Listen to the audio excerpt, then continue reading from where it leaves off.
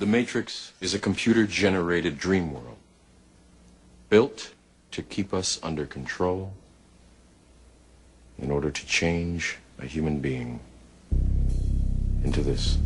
The point of the Matrix probably is to raise questions about our world. It's to make us think about our own world in slightly different ways, and maybe to make us ask questions about what the real limits and bounds on our own behavior are. You know, you see the scene at the end of the first movie where everyone's moving around in a sort of trance-like way, and Neo seems to be the only one that in that sense is awake in the phone box. But that notion of awakeness seems to me more like a social and political notion. I don't look at the story of the Matrix as being literally a story of man versus technology. It's much more about the robots and the machines and the computers represent rigid thinking, the institutionalized control which people generally allow themselves to be subjected to. You have a social critique on the outside, dialectical materialism that's sort of Marx filtered through Cornel West. But the irony is that in the Matrix, people are the means of production eventually. This great symbol of people being batteries. While they sleep, their bodies are actually batteries that power the city of the robots and this whole mechanical society. It's a very powerful symbol. Because people, you know, when they're completely asleep to what's going on around them, are exploited to that extent. They're giving up their very life force to run the society in a lot of ways. When we become passive consumerists, you know, we're surrendering our life force. You are a slave, Neo.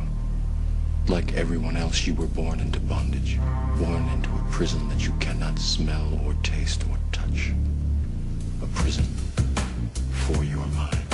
Cornel West has written about how black people can see themselves through white eyes. They don't see themselves with their own eyes as authentic human beings.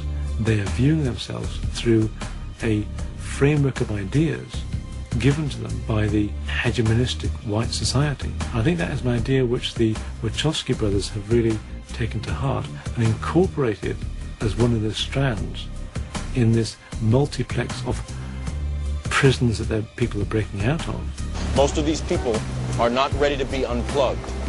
And many of them are so inert, so hopelessly dependent on the system that they will fight to protect it. One ought to be suspicious of all forms of authority. One ought to be suspicious of all forms of obedience that require a certain kind of blind submission to authority.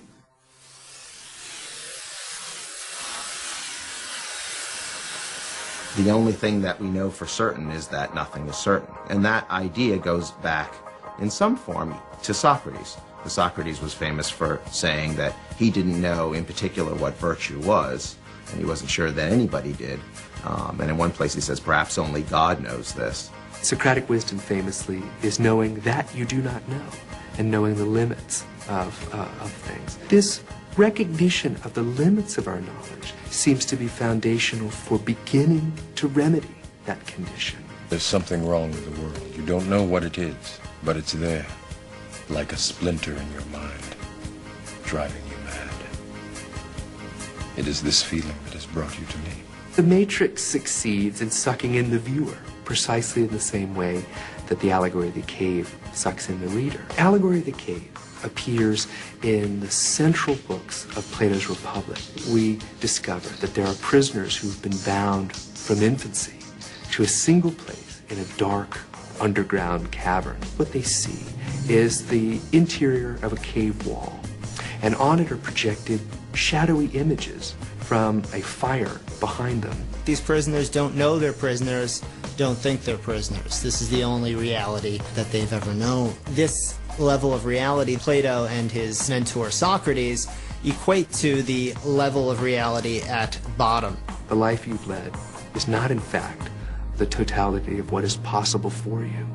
And if you could release yourself from bonds you don't even see, you would then be able to see the world as it truly is. Similarly, we have Neo's situation in the Matrix. We have Trinity and Morpheus reaching out to Neo, bringing him, through his own choice, into being unchained, or in this case, unplugged. What does that mean? It means buckle your seatbelt, Dorothy, because Kansas is going bye-bye.